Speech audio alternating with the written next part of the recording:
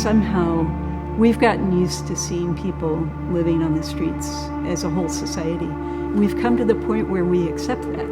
And if you step back and think about it, we shouldn't accept that. Without housing, people will die.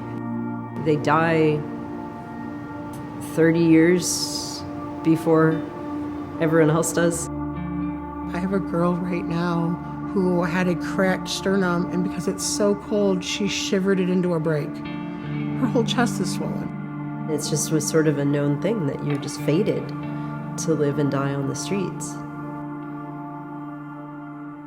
In the summer of 2020, when Weather Amnesty closed for the season, the library was closed for construction. So there was literally nowhere for people to be during the day, no access to restrooms, to running water, nothing. Even all the water fountains were turned off because of COVID. There was nothing open. You couldn't even find a place in the alley to go to the bathroom that somewhere it had. We got 76 homeless people living downtown, sharing one porta potty, and 3 people are sleeping in it. An over 80-person tent encampment developed in South Bend. A baby was born in the tent city. Everywhere you would go, it would be tainted with violent activity. And it became a big concern for the whole community. That's when we started a weekly Zoom call, whoever wanted to participate, as well as people living in the tents, to take part in a conversation. We met from May through August on this Zoom call, and it was clear that not much was going to change. It became like, why are you even bothering with these people? It seemed almost impossible. But hope is one of the things that we have to do. It's one of the parts of the job description.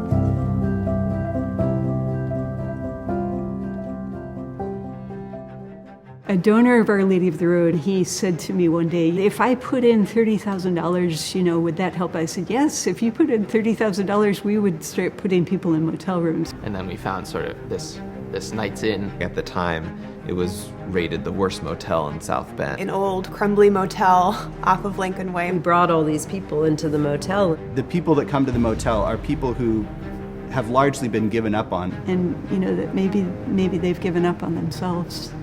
Just about everyone is from right here. Went to LaSalle High School, went to Riley High School, Marion High School, St. Joe High School, Penn High School, Mishawaka High School, Elkhart Central, Clay. Like, no one wants to see this. We're turning towards what everyone else turns away from. I personally don't believe if just because you're not ready to quit using drugs, you have to live outside. We don't mind if you are super mentally unstable or if you have a horrible conviction history. Some of them, they can't read or write. People would rather admit to you that they are like shooting up heroin than admit to you that they can't read. Let's give you a safe place to be to then start working on these things. And then people were staying and were getting better. Many of them had been on the streets for, 10 years or more. I didn't think they would last for more than a week or 2. I helped a couple people move in, and we had our little tear up, crying moment, hug. Now look at this view. Our offices are in motel rooms. Our break room is a former motel room. Our storage rooms are former motel rooms. We make it work. We're here and we will do this. It takes a lot of work to put someone who has been living on the streets into a building. You have to relearn how to be housed. The longer we kept going, that too is transformative. We're working it out together. So far, we have found that 77% of people who come to the motel transition into a stable living situation. Just watching the housing team jump those hurdles and cut the red tape to get people housed was just the biggest mountain, I think. To me, it's just so remarkable that in this emergency response, we were able to see folks who we've been serving coffee to for over a decade now in long-term housing and have this long-term stability. They're holding up their keys in the air, yelling, "I just got a place." It's just amazing. Yes, it is surprising how effective it's been, but not accidental. It has taken everything. Sheila and the team on the ground at the motel have poured their their whole lives into this. You know, it was just constant improvement, constant like, okay, this is an issue, let's fix it, and it's fixed. I have never seen people work like that. It's incredibly demanding. It's incredibly emotionally draining. And I think this is why it hasn't happened before. It's not the fast game, it's the long game. And some people need that. This is not a 9-to-5 job. This is a mission.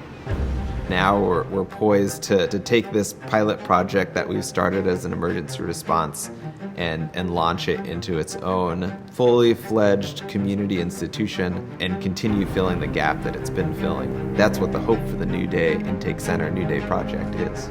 It's more just, hey, homeless population of South Bend, we're not leaving. We're gonna be here for you. I am every one of those people out there. I have been homeless. I have been lost to drugs and untreated mental illness. Jesus did not wait for me to piss clean. He didn't wait for me to have my documents and my ducks in a line. He didn't wait for me to get my kids back and to have everything perfect.